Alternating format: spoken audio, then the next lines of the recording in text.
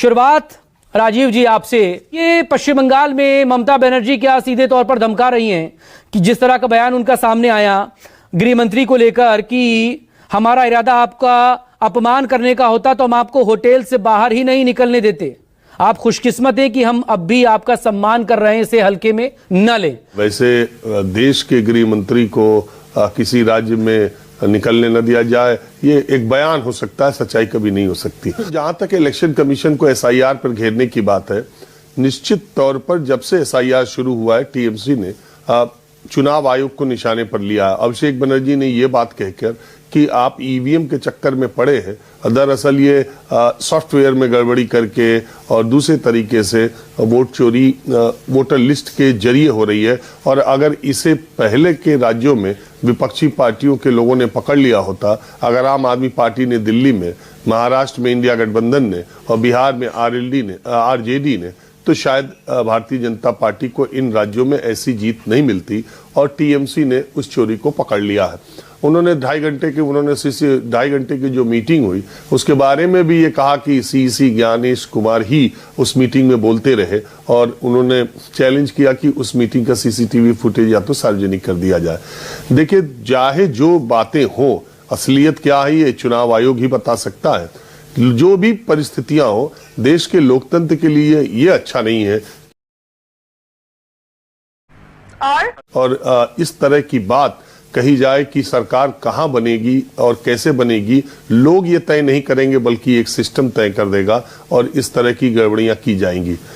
इसको दो तरीके से देखा जा सकता है। पहली बात तो मैंने जैसा कहा, मैं बंगाल में था ही, एसआईआर को लेकर जितनी गंभीरता टीएमसी ने दिखाई, मुझे अभी तक किसी राज्य में किसी दूसरे राजनीतिक दल के कार्यकर्ताओं ने वो सक्रियता नहीं दिखाई। बावजूद इसके जो 58 लाख वोटर कटे हैं, उससे टीएमसी में एक बेचैनी भी दिखाई दे रही है। और अगर आप देखें तो इलेक्शन कमीशन की तरफ से जिस तरह के संकेत आ रहे हैं कि मल्टी स्टोरीड बिल्डिंग में वहीं पर पोलिंग बूथ लगाया जाएगा और ये वोटरों की सुविधा के लिए होगा, तमाम इस तरह की जो बातें अभी आ रही हैं, और जिस तरह से अमित शाह ने, गृह मंत्री ने कल कहा कि कोलकाता और आसपास के 28 इलाके जो शहरी इलाकों के हैं उसमें 22 सीटें जीतने का लक्ष्य उन्होंने कहा, जिसमें 2021 के चुनाव में मुझे लगता है शायद कोई भी सीट बीजेपी को नहीं मिली थी उन 28 सीटों में। जो बीजेपी उत्साहित है कि 58 लाख वोटरों के नाम जो कटे हैं, कहीं न कहीं वो ऐसे वोटर थे जिसका झुकाव टीएमसी की तरफ था। उसे ये लग रहा है कि एसआईआर के जरिए बोगस वोटर या एसआईआर के जरिए जिन्हें वो कहते हैं घुसपैठिया, शायद वो वोटर हैं जिनके नाम कट रहे हैं। दूसरी तरफ टीएमसी ये चैलेंज कर रही है बार बार कि रोहिंग्या और बांग्लादेशियों का नाम तो लिया जा रहा है, लेकिन इलेक्शन कमीशन उन वोटरों का लिस्ट जारी नहीं कर रही है। बस एक नैरेटिव जो भारतीय जनता पार्टी चाहती है, उस तरह का नैरेटिव सेट करने का काम किया जा रहा है। तू समझा? हाँ। तो ये चीजें चलती रहेंगी। मूल बात है कि देश की आम जनता को ड्राफ्ट लिस्ट, और अभी भी इतने लोग हैं, बहुत सारे लोग आपको मालूम है कि स्मार्टफोन यूजर नहीं है, वो ऐप के जरिए जाके चेक नहीं कर सकते हैं। बहुत सारे लोग ऐसे हैं कि पोलिंग बूथ के दिन ही, वोट देने के दिन ही वो जाते हैं, तब पता चलता है कि वोटर लिस्ट में उनका नाम है कि नहीं है। ड्राफ्ट वोटर लिस्ट निकलने के बाद एक एक आदमी जाके अपने नाम की तस्दीक करे, वो हिंदुस्तान जैसे देश में संभव नहीं है, जहां 70% या 75% मतदान को ही बहुत बेहतर मतदान कहा जाता है। वहां ऐसी परिस्थिति हो कि 100% मतदाता अपनी वोटर लिस्ट को ड्राफ्ट लिस्ट के साथ जाके चेक कर लें, ये बड़ा मुश्किल काम है। तो निश्चित तौर पर जो नाम कट रहे हैं उसको लेके एक बेचैनी टीएमसी के अंदर दिखाई दे रही है, और एक उत्साह भारतीय जनता पार्टी के भीतर दिखाई दे रहा है। और ये ऐसे ही चलता रहेगा चुनावों तक।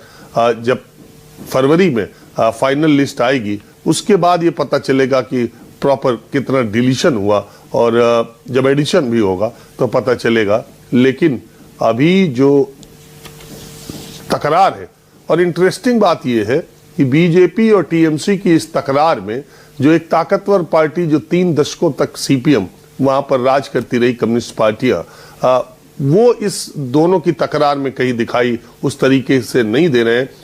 वो वामपंथियों का ये मानना है कि ये नूरा कुश्ती है टीएमसी और बीजेपी के बीच में, और ये आपस में ही दोनों लड़ते हैं, और उसमें सीपीएम कहीं दिखाई भी नहीं देता। तो ये अब सीधा दिखाई दे रहा है कि जिस तरह देश में बाइपोलर चुनाव हर जगह हुए हैं, और पश्चिम बंगाल में पिछले कई चुनाव हुए, ये चुनाव भी एकदम बाइपोलर दिखाई दे रहा है, एक बीजेपी और दूसरी तरफ टीएमसी। और इसलिए कांग्रेस लगातार ये कहती भी रही है कि दोनों आपस में ये इस तरह से लड़ते हैं कि बाकी तीसरे दिखाई नहीं देते हैं। विजय शर्मा जी, अभिषेक बैनर्जी बहुत हमलावर रहे इलेक्शन कमिश्नर को लेकर भी, जो आरोप वो लगा रहे हैं कि ईवीएम में कुछ नहीं हो रहा है, ये सब कुछ तो जो खेल है वोट चोरी का, वो वोटर लिस्ट में ही हो जा रहा है। विजय शर्मा जी। मकसूद जी, तो फिर तो मुझे लगता है कि जितनी इंडी गठबंधन की पार्टियां, सबको माफी मांगनी चाहिए देश से। किस तरह से इन्होंने झूठा नैरेटिव फैलाने की कोशिश की थी, कैसे 40 से बार ज्यादा ये सुप्रीम कोर्ट गए थे, और किस तरह से लंदन में बैठ के कपिल सिब्बल उस टाइम कितने सीनियर लीडर थे कांग्रेस के, वो करते थे। सौरभ भारद्वाज किस तरह से नौटंकी करते थे लेके। तो देश से माफी मांगनी चाहिए। एक झूठ इनका पकड़ा गया, इनकी पार्टी जो है, जिसकी इतनी बड़ी हैसियत है कि पश्चिम बंगाल में पिछले 15 साल से राज करी, वो कहते हैं कि ईवीएम में कुछ नहीं है, तो सर्टिफिकेट देने का काम भी इनके ही लोगों ने कर दिया। तो इसी तरह ये नैरेटिव भी इसी तरह फेल होगा, क्योंकि झूठे नैरेटिव से कोई काम चलने वाला है। मकसूद जी, आपको मैं सच्चाई बता देता हूं। सच्चाई क्या है? कुछ रोज पहले देश के होम मिनिस्टर ने, हमारे माननीय गृह मंत्री अमित शाह जी ने राज्य सरकार के सामने कुछ सवाल खड़े किए। उनके सवालों के जवाब इनके पास है नहीं। तो ये अब वहां बंगाल की जनता ये सरकार से पूछ रही है, राज्य सरकार से, कि भी बताओ, गृह मंत्री जी बंगाल की धरती से कुछ क्वेश्चन करके गए, उनका जवाब दो। तो ये उसको चेंज करना चाहते हैं कि ताकि जनता का ध्यान भटक जाए। लेकिन जनता वहां की समझदार, पढ़ी लिखी है। वो सुभाष चंद्र बोस की जनता है वहां की। वहां इतने बड़े बड़े वीरों ने जन्म लिया है। मालूम है तेरे बाप को मत सिखा, चल। तो सबसे पहले क्वेश्चन ये होता है, मेरे तो टीएमसी से 4-5 क्वेश्चन है जो अमित शाह जी ने कहे थे। भाई आप बताओ, 3000 कार्यकर्ता बीजेपी के मारे गए, आपके राज में कैसे मारे गए? 3000 लोग आज तक वापस अपने घर, मकान, गांव में नहीं वापस आ पाए। वो कब आएंगे उसका बता दीजिए। आप घुसपैठ सबसे पहले होने के बाद में बंगाल के अंदर आते हैं, तो देश में कहीं भी घुसपैठिया पकड़ा जाता है तो उसके वोटर आईडी कार्ड या उसका आधार कार्ड बंगाल का क्यों मिलता है, वो बता दो। और घुसपैठ रोकना एक केंद्र सरकार की जिम्मेवारी नहीं है, आम नागरिक की, वहां के रहने वाली राज्य सरकार की, जो वहां सुरक्षा बल है, पुलिस है, पटवारी है, हर प्रत्येक नागरिक क्या जिम्मेदारी है केंद्र की? केंद्र की जिम्मेवारी है, बीएसएफ लगाई हुई है। 50 किलोमीटर तक हमने अधिकार क्षेत्र दे दिया। अगर कोई घुसपैठिया 50 किलोमीटर तक भी घुसता है तो उसकी बाढ़ लगाने की हमारा काम है। बाढ़ हमने लगभग लगा दी है, जो 450 तो बॉर्डर पर अगर कोई रोक दिया जाएगा, बॉर्डर पर ही कोई रोक दिया जाएगा तो अंदर दाखिले नहीं हो पाएगा। तो मकसूद जी, मुझे लगता है आप भी समझदार हैं या नहीं समझना चाहते हैं। क्या खुली सीमा पर, क्या खुली सीमा पर इस तरह से रोकना संभव है क्या? जब हम बाढ़ लगा रहे हैं, हमने पंजाब में, जम्मू कश्मीर में, मेघालय में, हमने आसाम में, सारी जगह तो कहां रोका जाएगा? उन्हें पहले आने दिया जाए और बाद में उनको आइडेंटिफाई किया जाए। पहले उनको अंदर अब वो आ जाएंगे, यहां रहने लगेंगे, आईडी बना लेंगे और उसके बाद आप फिर शिनाख्त करेंगे उनकी। मैंने क्या बोला है कि बाढ़ लगाने का काम हमारा है। हमने बाढ़ लगा दिया अधिकतर क्षेत्र में। खाओ मां कसम।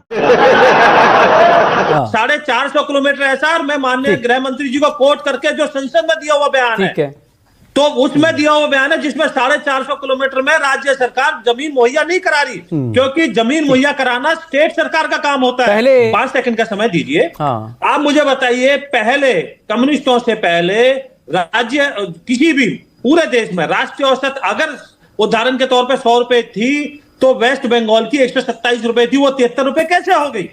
7000 कंपनियां कैसे छोड़ के चली गई यहां से 2011 के बाद में? ये सवाल ऐसे हैं जिनको ममता दीदी को देना चाहिए। ठीक है ना, Sofia Khan please respond to Vijay Sharma. संस्थाओं पर सवाल खड़े करें। सोफिया खान, इनको कह रहे हैं कि घुसपैठिए को रोकने के लिए बीएसएफ है और सारी बातें ये जो कर रहे थे, कहीं पर भी सवाल जो है केंद्र पर नहीं उठता, कहीं पर भी सवाल गृह मंत्री अमित शाह पर नहीं उठता। सारी जिम्मेदारी स्टेट की है और इनका जो कहना है। अगर मैं सवाल करूं तो ये बताइए कि मणिपुर में इनकी डबल इंजन ट्रिपल इंजन की सरकार है, वहां पर भी तो रेजोल्यूशन लिया गया है कि वो लोग, उन लोगों ने साफ कहा है कि जमीनें नहीं देंगे। और बंगाल में देखिए एसआईआर पहली बार नहीं हो रहा है इस देश में, हम सब जानते हैं कि एसआईआर पहले भी हो चुका है, लेकिन इस तरह से चुनाव से पहले अचानक से करवाना, 2-3 महीने के अंदर कई बीएलओस की जाने गई, कई मतदाताओं ने अपनी जाने दी, उसका कोई भी चुनाव मतलब आयोग मूल से नहीं जो है। आपकी ये तकरार बढ़ रही है सोफिया खान, ये जो टकराव बढ़ रहा है 4 महीने बाद चुनाव होने, ये कैसे हो सकता है? अभिषेक बैनर्जी कह रहे हैं कि हम मिस वोटर लिस्ट को मानेंगे ही नहीं। अगर अभिषेक, देखिए कब से गुनाह हो गया भाई, ये सवाल करना तो कोई गुनाह नहीं है, तो संविधान ने अधिकार दिया है, हम सवाल कर सकते हैं, पारदर्शिता की मांग भी कर सकते हैं। और अगर जिसको कहते हैं ना, जब चोरी नहीं की है इन लोगों ने, तो क्यों नहीं पारदर्शिता दिखा रहे? अभिषेक बनर्जी ने तो यही मांग कहा ना कि क्लिपिंग को जारी कर दीजिए, सारी चीजों को बिल्कुल ट्रांसपेरेंट रखिए। तो मुझे लगता है इसमें कोई बुरी बात नहीं है, देश को भी जानना चाहिए कि आखिर ये अंदर में क्या घोटाला चल रहा है। बिहार के चुनाव में 65 लाख लोगों के नाम काट दिए, अरे पूरे देश में एसआईआर करवाइए ना। ये अगर बंगाल से घुस बैठिए, पहलगाम तक पहुंच गए हैं, पहलगाम में जाकर आतंक मचा दिया। तो बंगाल के साथ साथ 12 राज्यों केंद्र शासित प्रदेशों में हुई ना, में करवाइए ना, ये तो घुसपैठिए सारे तरफ स्प्रेड कर गए होंगे। बंगाल के साथ बाकी जगहों पर हुई ना, ये अलग बात है कि उत्तर प्रदेश में लगातार एक्सटेंशन हो रहा है। अब 6 जनवरी को आएगी पहली वोटर लिस्ट, ड्राफ्ट लिस्ट आएगी 6 जनवरी को, ये एक अलग मसला हो सकता है, लेकिन आपके यहाँ तो ड्राफ्ट आ चुका। देखिए फरवरी के बाद अप्रैल में, मार्च एंड में या अप्रैल फर्स्ट वीक में इलेक्शन होना है। आप बताइए कि अगर इतने करोड़ों लोगों के नाम अगर काट दिए जाएंगे, तो इलेक्शन से पहले क्या संभव है कि वो लोग किस तरीके से अपने नाम को चढ़ाएंगे? जितने भी जो बंगाल वासी हैं उनके जो नाम कटेंगे, लेकिन इनका तो देखिए प्लानिंग ही यही है ना, इलेक्शन के बाद धीरे धीरे वो नाम चढ़ाएंगे, लेकिन तब तक तो वोट हो चुका होगा,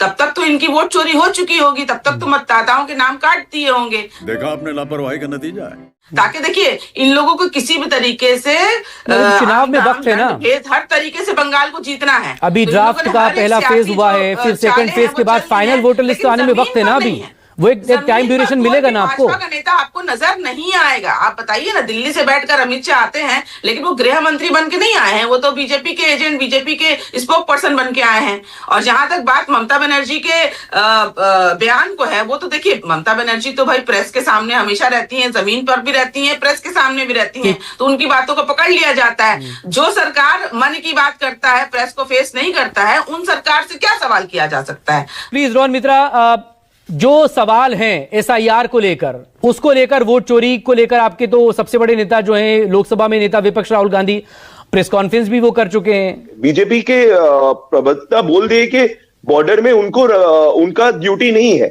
तो अगर उनको लैंड नहीं दे जा रहा है, बीएसएफ को लैंड नहीं दे के जा रहा है, तो वो सुप्रीम कोर्ट में क्यों नहीं जा रहा है? ये लोग को सिर्फ नैरेटिव बनाना है, घुसपैठिया का नैरेटिव बनाना है। मैं आपको एक तथ्य देता हूं, यूपीए के जमाने में 1 लाख के ऊपर घुसपैठिया को निकल दे गए थे, और इसी लास्ट 11 साल में बीजेपी के जमाने में 2300 सिर्फ घुसपैठिया ये लोग निकाल पाए बंगाल से। तो एसआईआर लेके सबसे पहले ये मुद्दा उठाया, वोटर लिस्ट को लेके मुद्दा उठाया कांग्रेस पार्टी जब महाराष्ट्र इलेक्शन शुरू हुआ था। बीजेपी को पूछना चाहता हूं, ये जो घुसपैठिया ये लोग बोल रहे हैं, 1 करोड़ 30 लाख जिसको नोटिस जाने वाले हैं, इसमें से 1 करोड़ मोटुआ लोग हैं, मोटुआ जो लास्ट 10 साल से बीजेपी को वोट देने रहे।